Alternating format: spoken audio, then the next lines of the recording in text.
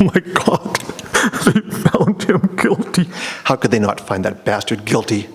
Sentenced to death by hanging, the reason, treason, 1885. In a time when so many people could barely even write their own name or read, Louis Riel had a deep love of learning. This mighty Métis scholar was born to lead. He was tall, strapping, a power personality. And Riel was a poet of peace, unconventionality, societal satirist, lending his lyrical talents to finding a balance furthering social causes. Father, husband, activist, orator, member of parliament, outlaw? It was the Canadian West and the Métis were oppressed when this man who impressed best, when he expressed the opinions of the people who were down and distressed, Ottawa just said, he's a crazy one, that Riel, that half-breed pest. Sir John A. Macdonald was Prime Minister when the Manitoba Métis started to rebel.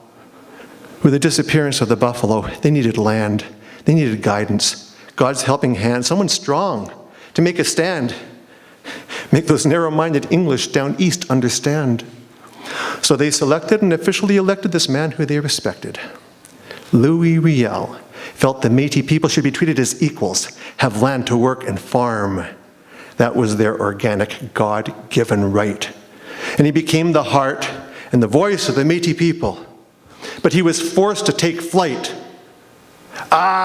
He's a troublemaker, that Riel. Aren't all poet activists? Ottawa just wanted him to vanish, but he wouldn't. So he was banished. The men in power wanted him dead. So they put a bounty on his head. And he was filled with dread, and tears were shed as he left the land of the people he loved and fled to America. You know, his heart bled, being forced to live in exile. Can you imagine leaving the land that you loved, that place where you were born? Your lifelong friends, that feeling of community? Your heart would be torn to leave the land that you cherished, those people in whom you believed. But he was frightened for his life. He was forced to leave. And the people grieved, who's going to speak for us now? So, how does a man who didn't live in Canada get elected to be a member of Parliament in Ottawa like Riel did? Did he ever sit in Parliament? No, he did not. Because he was afraid that he'd be shot.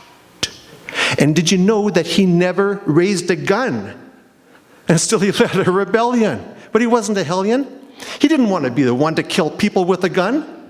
Louis Riel was a speech-thumping, Bible-thumping, law-jumping, rule-pumping, people-pumping, do-something with a few flaws who pioneered Aboriginal rights and devoted his life to the Métis cause. The source of his appeal? Riel was real. He had ideals.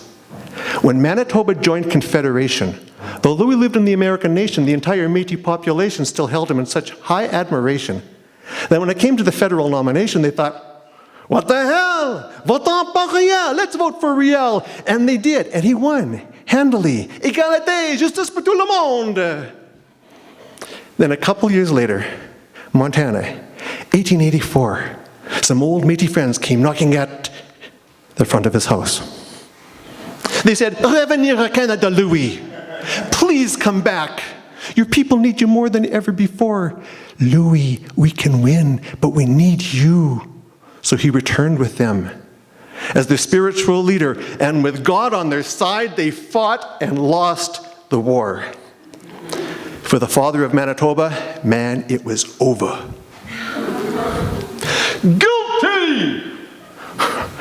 To some, he was a traitor worse than a zero. No, this man's a Canadian hero. Guilty! That cruel pronouncement, a permanent boil on the forehead of our Canadian history. Not the first time and not the last time justice wasn't done. Guilty! That word exploded like a swarm of evil locusts, savagely ravaging his way across the land, decimating the grains of our national conscience. Guilty! Guilty! Guilty! Guilty! That word still echoes 128 years later. As we think of this writer of poetry, singer of songs, a man who penned so many phrases about love, liberty, and social justice, how sad, how ironic that Louis Riel's final sentence should be, death by hanging.